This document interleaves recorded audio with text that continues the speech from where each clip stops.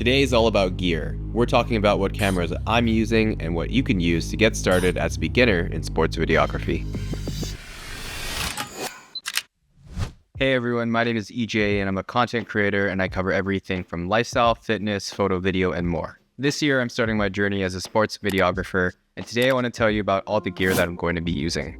The first camera that I ever used was a Canon T3i, and it was perfect for a beginner because it taught me the basics of photo and video.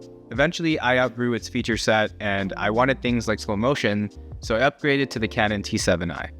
Fast forward a couple years later, and I entered the Sony ecosystem and I haven't looked back since. Let's take a look at all the camera gear that I'll be using to kick off my sports videography journey. First up is the Sony A7III. The Sony A7III was my first entry into the Sony ecosystem, and it was my first full-frame camera. Most creators who are shooting sports either use an APS-C camera like Canon T7i or a full-frame camera like this A7III. The main difference between an APS-C and a full-frame camera is the size of the sensor. A full-frame camera like this has a bigger sensor, which could lead to more benefits, but it doesn't necessarily mean that it's a better camera. I bought this camera for a couple reasons. The first one is that this camera has really fantastic low-light capabilities, meaning that I didn't have to worry about shooting in darker environments. I also wanted the ability to shoot in 4K. The A7III shoots 24 frames per second in 4K. I also wanted the ability to shoot in slow motion and super slow motion. The A7III shoots in 60 frames per second and 120 frames per second, but both are in high definition. I also bought the A7III because I didn't want to rule out photography, and the A7III is known for being a really excellent hybrid shooter. I'm absolutely more of a video shooter, and because my second camera is really good at shooting video, more on that up next, I plan to primarily use the A7III for photography, and also when I need it for 24 frames per second situations. Next up is my main camera, the Sony FX30. So I purchased my Sony A7III in 2020, and since then, Sony had released a bunch of cameras with more features and more capabilities. Already having an idea of the type of content that I wanted to create, I went ahead and made the decision to purchase a second camera. And I made sure I did enough research to know that the FX30 was the right camera for me. So here's why I picked up the FX30. First reason is the ability to shoot in 4K 60. Although the A7III shoots in 60 frames per second, you can definitely see the difference in resolution going from HD to 4K. This is even more noticeable if you're using horizontal footage for vertical content and you need to crop in. But why shoot sports in 60 frames per second anyways? Shooting sports in 60 frames per second will allow you to take footage like game action or reactions, slow them down to 40%, and really emphasize them as key moments in your video.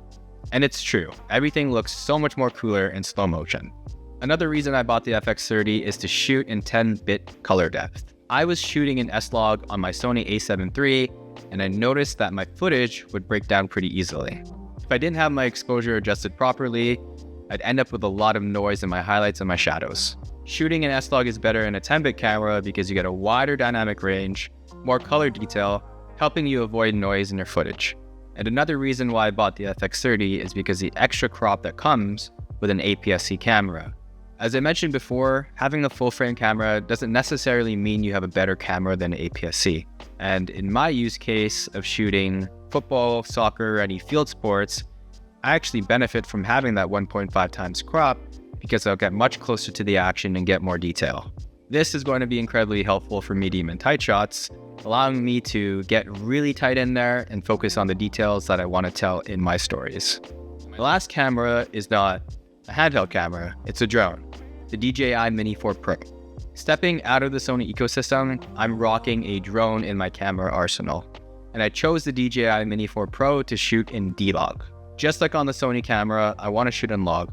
Then when I color grade in post, I can get the same look on my Sony camera as I do on my drone.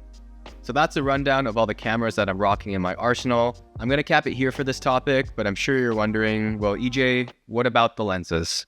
There's so much to cover when it comes to cameras and lenses, and I wanted to keep this video today light and compact. I'll be dropping another video on my camera lenses up next, so please hit the subscribe button so you can get an update when that one drops. As always, stay safe and peace out.